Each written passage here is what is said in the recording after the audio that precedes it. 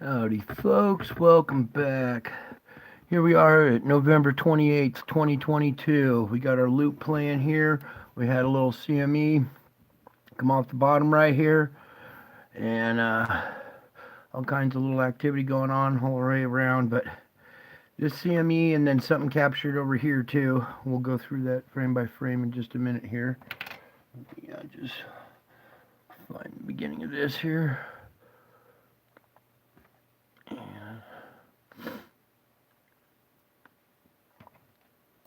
So we'll pause right about here. This is a minute 48 in. We still have a few frames before, but there's nothing really too much in there. So opening frames.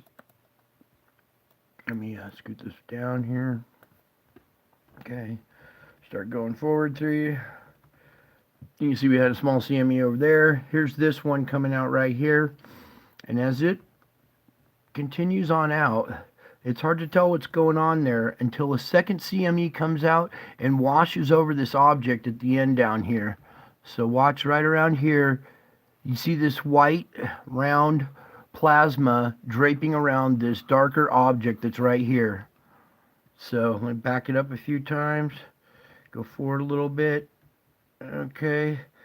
Now let's zoom in on this here.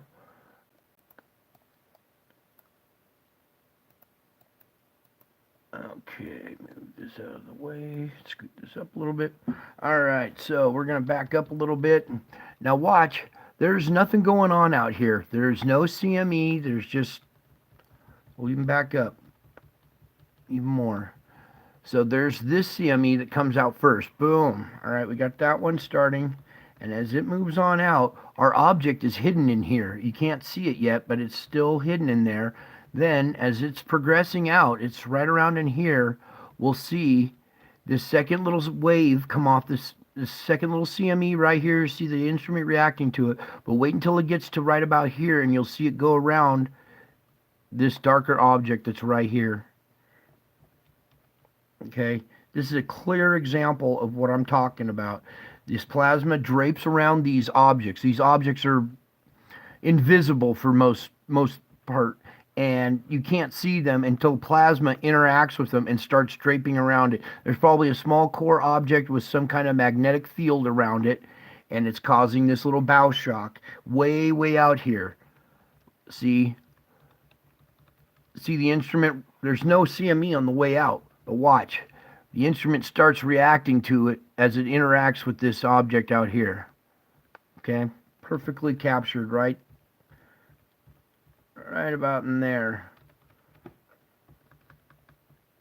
Okay, and you can see this effect is being caused by a magnetic field that's out here. There's actually one very dim object. Let's see if we can just zoom in real quick and capture this core. It's really faint, but there's a round, small object right there. This is probably its magnetic field right here, and this is the plasma that's building up on the back side. We had a CME come out and drape over this object as it passes out, as it passes by. Now, something else I want to report on about this object here. Let me pull back a little bit here. Get this out of the way. Pull this down. Is this tail. All right, this has a magnetic connection to the sun. All right, you can see we have a magnetic connection reaching back to the sun, but these two streams cross. Okay, so if you look at this magnetic field here, the top of the magnetic field, the let's just say it's a positive, is connected to the bottom of the sun. The bottom part of this object is connected to a different part of the sun. Sorry. See how this one streaks back and goes this way? And this one, coming off the top of the object, reaches down and is connected to the bottom of the sun. This object has a reverse polarity than the sun does. And I'm a little concerned. This one looks like it's going to pass below and behind the Earth. If it does come out that far, it'll pass below and behind the Earth, but I'm concerned more about its reverse polarity and what effects that might have on the sun, or on the sun as well as on the Earth, is what I meant to say. Is the effects this reverse polarity might have on the Earth.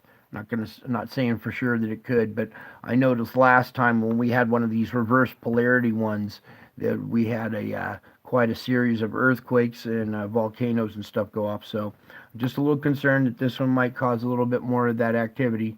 Then also captured in this day was another object, and we'll go into it too as it comes off. Let's see, it actually happens right before it. Okay, so what we're going to do is zoom in over on this now. At the same time this object's moving out down below, we have this little event over here on the side. Move this out of the way.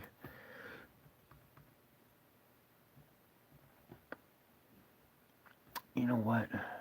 I have to redo this. Scoot this over more. Alright, you can see our little core object is right here.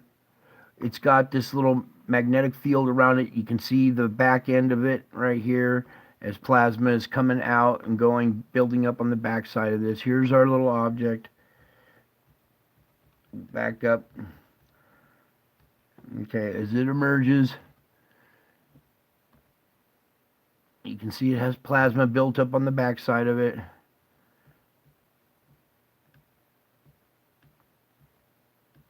And then it continues on out.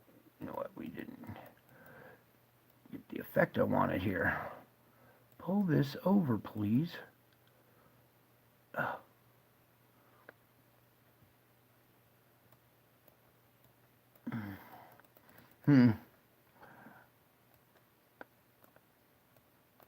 Now maybe I can get it to pull it over a little bit.